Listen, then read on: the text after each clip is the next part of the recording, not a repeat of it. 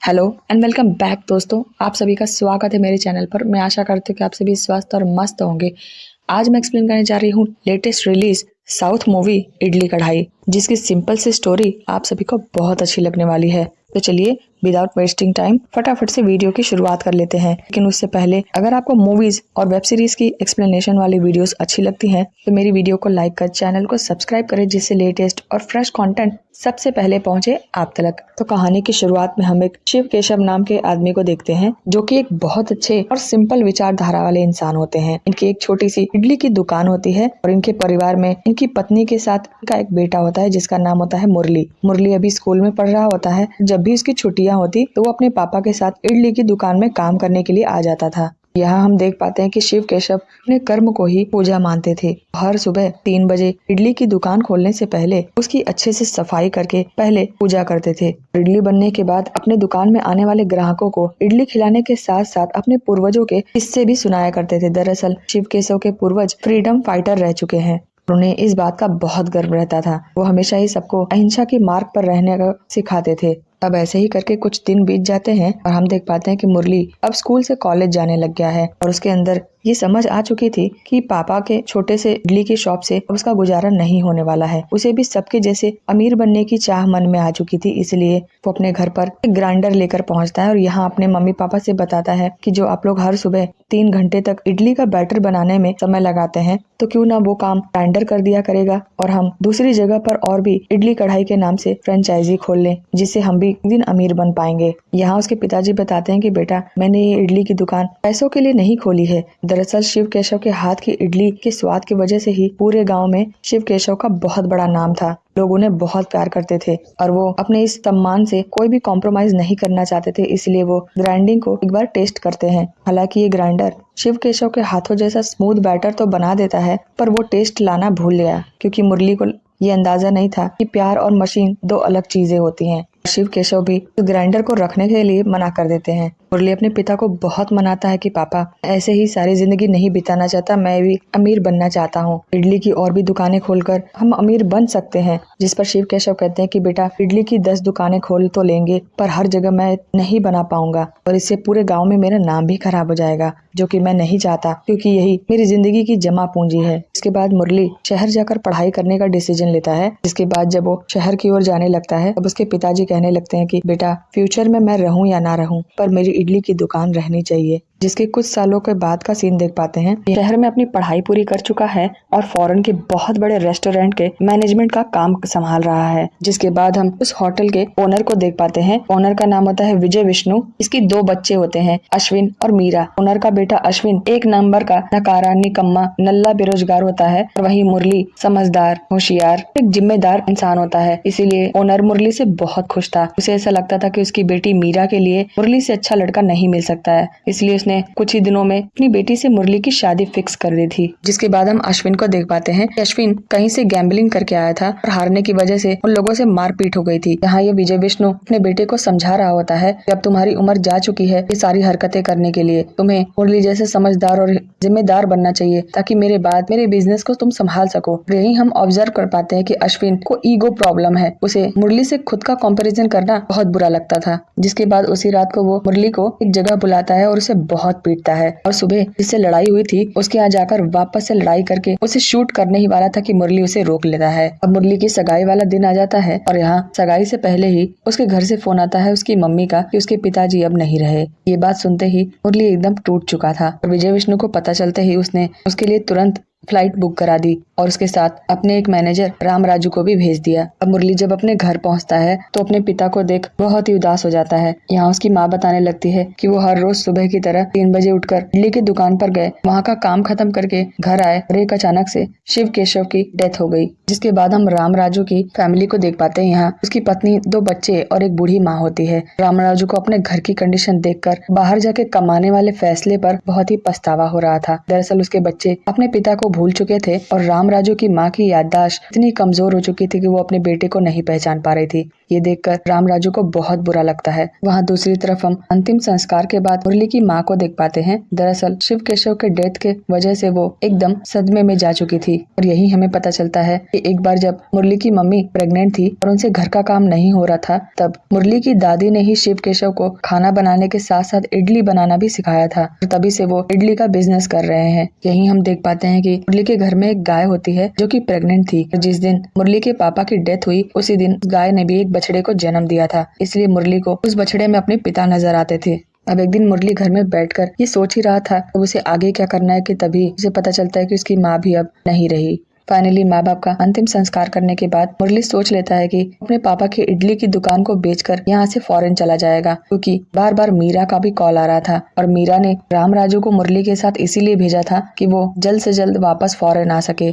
शिव केशव के इडली की दुकान के सामने ही एक सत्या नाम का बंदा होता है जिसका पराठे का दुकान था। इस गांव में शिव केशव के हाथ की इडली इतनी फेमस थी कि सत्या के पराठे खाना का सूंघना भी नहीं चाहता था। और जब से शिव केशव मर गया तो इस खबर से सत्या बहुत खुश था कि अब लोग उसके हाथ के पराठे खाएंगे और उसका खूब बिजनेस चलेगा। यहाँ उसकी दुकान खरीदने के लिए सत्या ही आया था और उसने 7 लाख का ऑफर दिया था। मुरली पेपर पर साइन ही करने वाला था कि तभी वो रुक जाता है क्योंकि उसका मन नहीं मान रहा था। अब ये बात सुनकर तुरंत मीरा कॉल लगाती है और मीरा मुरली से कहने लगती कि मैंने ही तुम्हें 7 लाख का ऑफर दिलवाया था और तुमने उसे भी ठुकरा दिया, क्यों? मैं चाहती हूँ कि तुम बहुत जल्दी वहाँ का काम खत्म करके मेरे पास आ जाओ, क्योंकि शादी की बहुत सारी तैयारियां बाकी है, बहुत सारे गेस्ट आने वाले हैं और उनके सामने हम अपनी बेइज्जती नहीं बर्दाश्त कर पाएंगे। मीरा की ऐसी बातें सुनकर मुरली बहुत ही दुखी होता है और शादी करने से मना कर देता है। ये बात मीरा का भाई अश्विन सुन लेता है और वो भी मुरली के ऊपर प्रेशर डालने लगता है कि वो बहुत जल्द इंडिया छोड़कर फॉरेन आ जाए। और क्योंकि मुरली ने अपना मन बना लिया था कि वो अब अपने देश को नहीं छोड़ेगा, चाहे वो लोग कितनी भी धमकियां दे दे। इन सब के बाद हम कल्याणी को देख पाते हैं जो कि मुरली के माँ बाप के मरने की वजह से वो उसके घर में ही रहकर मुरली का ख्याल रखती थी। दरअसल मुरली और कल्याणी 9th क्लास तक एक ही साथ पढ़े हैं, एक दूसरे से बहुत प्यार करते थे, पर क्योंकि मुरली शहर जाकर पढ़ने और जॉब करने लग गया तो इसीलिए कल्याणी यहाँ अकेली पड़ गई थी। फाइनली मुरली अपने पापा की दुकान चलाने के लिए तैयार हो जाता है और अगली ही सुबह अपने पापा की तरह ही 3 बजे का अलार्म लगाकर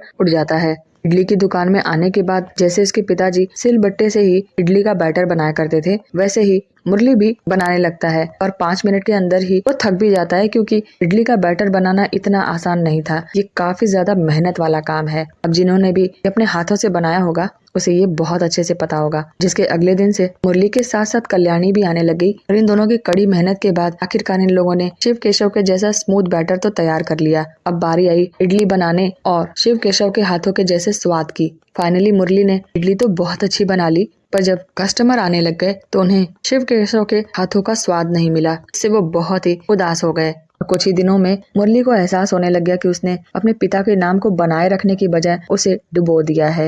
ये देखकर वो बहुत ही उदास हो रहा था और उसे समझ नहीं आ रहा था कि वो क्या करे। तो वो अपने कुल देवता काल भैरव के पास जाकर बैठ जाता है। यहाँ वो उनसे प्रार्थना करने लगता है कि आखिरकार मैं ऐसा क्या करूं जो अपने पिता के नाम को बनाए रखूं। उसी रात जब मुरली गहरी नींद में होता है तो उसे एक सपना आता है कि उसके पिता उसके पास आकर उससे कह रहे हैं कि बेटा मैं कहीं और नहीं गया, मैं तेरे पास ही हूँ, तेरे दिल के अंदर, और जैसे मैं किया करता था वैसे ही तुम उस इडली की दुकान की शुरुआत करो, मैं हमेशा तुम्हारे साथ उस इडली की दुकान में ही रहूंगा। जिसके बाद मुरली की आंख खुलती है, वो अपने पास उस गाय के बछड़े को पाता है।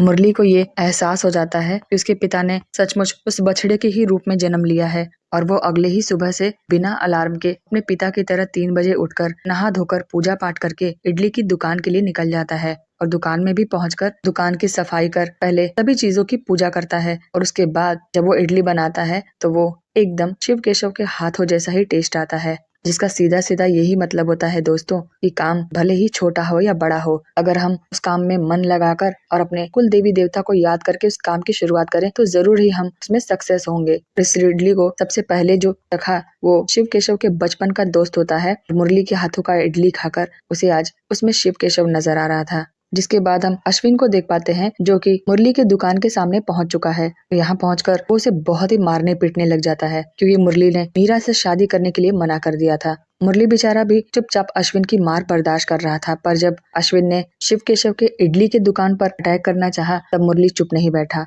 और उसने अश्विन को बहुत लतियाया। एकदम लोटा लोटा के लतियाया है। जिसके बाद हम विजय विष्णु को देख पाते हैं, उसे ये पता चल चुका था कि मुरली ने उसके बेटे को खूब पीटा है, तो वो तुरंत ही अपने बेटे अश्विन से मिलने के लिए इंडिया आ जाता है। यहाँ डॉक्टर विजय विष्णु से बताते हैं कि आपका बेटा तो ठीक है, मगर उसे कवर होने में 1 महीना लग जाएगा। और यहीं इसी हॉस्पिटल में मुरली भी आया था और वो विजय विष्णु से माफी मांगने लगता है। यहाँ विजय विष्णु भी उसे धमकी देता है कि मैं तो तुम्हें माफ कर दूंगा, क्या तुम्हें अंदाजा है कि 1 महीने बाद जब अश्विन ठीक हो जाएगा तो वो तुम्हारी क्या हालत करेगा। अब धमकी सुन के आने के बाद हम देख पाते हैं कि मुरली की दुकान में कस्टमर बहुत ही खुशी खुशी से आ रहे थे, क्योंकि उन्हें वापस से वो शिव केशव के हाथों वाली इडली का स्वाद मिल चुका था। वहीं दूसरी तरफ अश्विन, जिसकी तबीयत एकदम ठीक हो चुकी थी और फिर से लात खाने के लिए रेडी हो रहा था। और अब मुरली को समझ आ चुका था जो सुकून और पैसों की चाहत में वो अपने गाँव, अपने शहर को छोड़कर फॉरेन गया था, वो उसका गलत डिसीजन था। उसे एहसास होने लग गया था कि ये गांव, ये भेड़ बकरी, गाय, यहाँ के लोगों का प्यार और इडली से मिलने वाला सम्मान ही उसकी असली सुख शांति की वजह है।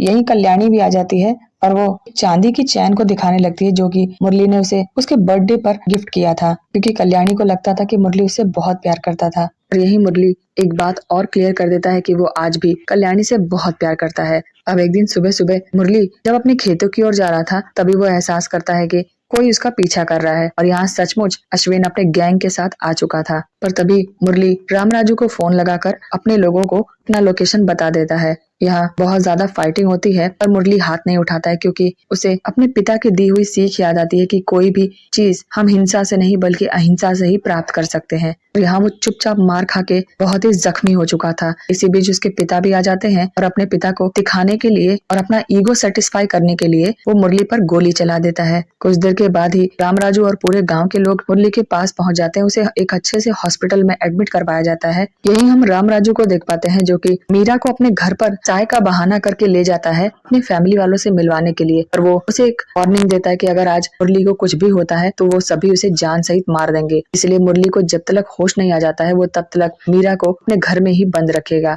क्योंकि अश्विन ने मुरली के ऊपर गोली चला दी थी और उसके गांव वाले विजय विष्णु और उसके बेटे को जिंदा नहीं छोड़ेंगे, इसीलिए विजय विष्णु ने इस गांव के लोकल पुलिस वाले का हेल्प लिया। विजय विष्णु से मोटी रकम का लालच देकर कहता है कि कुछ भी करके मुरली के से हमें बचा लो, कुछ भी करो पर वो मेरे बेटे का नाम न ले पाए। क्योंकि गांव वाले जानते थे कि ये पुलिस एक नंबर का घुसखोर है, इसलिए वो लोग उसके ऊपर भरोसा न करके सरपंच को उसके साथ भेज देते हैं। और यहाँ मुरली सरपंच के सामने ही कह देता है कि उसे गोली किसने मारी उसने नहीं देखा। ये बात सुनकर विजय विष्णु तो बहुत खुश था, सांप भी मर गया, लाठी भी नहीं टूटी। और अश्विन समझ गया था कि वो उसे माफी की भीख दे रहा है, जिससे अश्विन की वापस से ईगो हर्ट हो जाती है। यहाँ मीरा अपने पापा से कहने लगती कि पापा, पूरे गांव वाले हमारे खिलाफ है, कहीं हमने कुछ गलत तो नहीं किया है ना। मैं मुरली के साथ कुछ भी गलत नहीं करना चाहती हूँ। अगर वो मुझसे शादी नहीं करना चाहता है तो ठीक है, ये उसका डिसीजन है, मैं रह लूंगी, और उसके साथ कुछ भी गलत नहीं होना चाहिए। पूरे गांव वाले कह रहे हैं कि अश्विन ने ही उसके गोली मारी है। ये सच है? यहाँ उसका पापा और भाई दोनों ही झूठ बोल देते हैं कि नहीं, अश्विन ने गोली नहीं मारी है। फाइनली मुरली पूरी तरीके से ठीक हो जाता है और अपने घर आता है। यहाँ उसकी देखभाल करने के लिए कल्याणी भी उसके घर में होती है, पर घर के बाहर कल्याणी के लिए बहुत ही गंदी गंदी बातें बोली जा रही थी, जिससे परेशान होकर कल्याणी की माँ मुरली के घर आकर कल्याणी को ले जाती है। पर तभी यहाँ मुरली बता देता है कि वो बहुत जल्दी कल्याणी से शादी करने वाला है। और ये बात सुनकर उसकी माँ बहुत ही खुश हो जाती है। यहाँ ये दोनों बहुत ही खुशी से रह रहे होते हैं और वहाँ कल्याणी के घर पर सत्य आ गया था कल्याणी का हाथ मांगने के लिए, पर कल्याणी और उसकी माँ सीधे सीधे से मना कर देते हैं। और दूसरी तरफ विजय विष्णु उस पुलिस वाले को अपने पास बुला लेता है, उसे एक ऑफर देता है कि तुम्हें जितना चाहिए वो पैसा ले लो, मगर हम सभी को पता है कि अगर मुरली का दुकान को कुछ नुकसान हो तो वो जरूर अंदर से टूट जाएगा। दरअसल अब विजय विष्णु और उसके बेटे अश्विन ने ये ठान लिया था कि मुरली को हम नहीं मारेंगे, उसके आत्मसम्मान को ठेस पहुंचाएंगे। और यहाँ विजय विष्णु ने एक मोटी रकम का ऑफर देकर उस पुलिस वाले से कहा था कि जो भी गांव में रोड साइड पर दुकानें होती तो उनके कागजात पूरे तो नहीं होते हैं, तुम कुछ भी कर उसकी दुकान तोड़वा दो। और ये पुलिस वाला भी बहुत मोटी रकम लेकर बहुत ही खुशी से तैयार हो जाता है। और कुछ दिनों के बाद ही वो अश्विन से आकर बता देता है हमने जैसा सोचा था वैसा नहीं है, उस इडली के दुकान के सारे कागज एकदम सही हैं, इसलिए हम भी कुछ नहीं कर सकते। ये बात सुनकर अश्विन बहुत ही गुस्सा आ जाता है। और हमें यहाँ पता चलता है जब ये पुलिस वाला छोटा था और एक दिन जब वो शिव केशव की दुकान में इडली खाने आया था, तब शिव केशव ने पूछा था कि बेटा बड़े होकर क्या बनोगे, और इस पुलिस वाले ने कहा था कि मैं बड़ा होकर एक पुलिस बनूंगा। ये बात सुनकर ही उस दिन के बाद से ही शिव केशव ने कभी इस पुलिस वाले के इडली के पैसे नहीं लिए, ये कह के कि हम पढ़ने वाले बच्चों से पैसे नहीं लेते हैं। ये पुलिस वाला भले ही घूसखोर था, पर विजय विष्णु से मोटी रकम लेकर इसने उस इडली की दुकान के सारे कागजी चीजें पूरी करवा दी, क्योंकि भले ही ये दल बदलू हो, अपने गांव वालों के साथ धोखा नहीं कर सकता। वहाँ दूसरी तरफ बहुत जल्दी मुरली और कल्याणी की शादी होने वाली थी, इसलिए ये लोग अपनी शादी की तैयारियों में लगे हुए थे। और उसी रात अश्विन के मन में पता नहीं क्या सोचता है और वो अपने पिता से कहता है कि पापा अब बस हो गया, मैं यहाँ से जाना चाहता हूँ। ये बात सुनकर उसका पापा बहुत ही खुश हो जाता है कि बेटा मैं भी यही चाहता था, बस हम कल सुबह ही फ्लाइट पकड़कर यहाँ से निकल जाएंगे। जिसके बाद हम मुरली के घर का सीन देख पाते हैं। यहाँ पर वो सत्य आ चुका था, क्योंकि कल्याणी और उसकी माँ ने उससे शादी करने के लिए मना कर दिया था। यहाँ इसका भी ईगो हर्ट हुआ था, तो वो मुरली को जान सहित मारने के लिए आ गया था। और तभी रास्ते में उसका बछड़ा आ जाता है, वो इस बछड़े को ही मारने वाला था कि तभी मुरली आकर इसे बहुत पीटता है। जिसके बाद पूरे गाँव वाले इकट्ठा हो जाते हैं। इन लोगों के बीच में ही बहुत फाइटिंग होती है, सभी मिलकर सत्या को बहुत पीटते हैं। वहाँ दूसरी तरफ अश्विन मुरली की इडली की दुकान के पास आ चुका था और इसी में आग लगा देता है। ये चीज रामराजू ने देख ली थी, तो वो तुरंत ही मुरली और उसके गांव वालों को बुला लाता है। मुरली की दुकान में आग लगाकर अश्विन बहुत ही खुश हो रहा था, अब जाकर उसका ईगो सेटिस्फाई हुआ था। पर यहाँ मुरली इडली को दुकान को जलता हुआ देखकर एकदम टूट गया था, क्योंकि अपने माँ पापा की बस एक आखिरी आशीर्वाद के रूप में ये इडली की दुकान ही तो थी और उस कुकुर ने उसे भी जला दिया। यहाँ ये बात जब मीरा को पता चला तो अपने पिता और भाई पर दोनों पर बहुत गुस्सा होती है कि पापा मैंने आप सभी से कहा था कि मुझे नहीं चाहिए मुरली, हम छोड़ देते हैं ना उसकी हालत पर, और फिर भी आप लोगों ने उसके ऊपर गोली चलाई और तो और उसके इडली की दुकान भी जला दी, ऐसा क्यों? जिसके बाद मीरा और अश्विन में खूब ज्यादा झगड़ा हो जाता है। यहाँ मीरा अपने को ही शूट करने वाली थी कि तभी विजय विष्णु अपने बेटे अश्विन को एक थप्पड़ लगा देता है, जो कि उसे बहुत साल पहले लगा देना चाहिए था। वहाँ दूसरी तरफ हम मुरली को देख पाते हैं, जो कि इडली की दुकान जलने की वजह से एकदम टूट हो चुका था।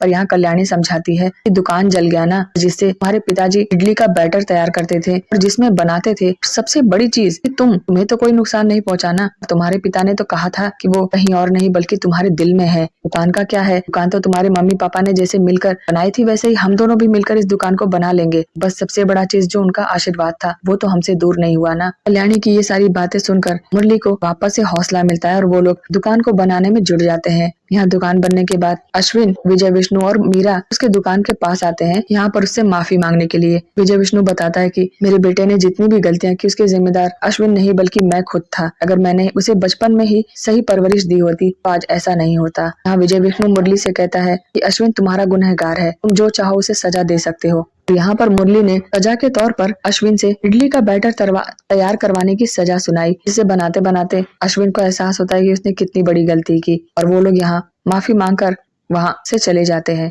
जिसके बाद हम देख पाते हैं कि सचमुच शिव केशव अब भी मुरली की दुकान में ही रहते हैं। जिसके बाद ये मूवी यहीं पर खत्म हो जाती है दोस्तों। तो मूवी की स्टोरी आप सभी को कैसी लगी कमेंट में बताइएगा जरूर, और मैं मिलूंगी आप सभी से नेक्स्ट वीडियो में। तब तक के लिए आप सभी अपना ध्यान रखें। देव उठनी एकादशी की आप सभी को बहुत सारी शुभकामनाएं। Thanks for watching, bye bye.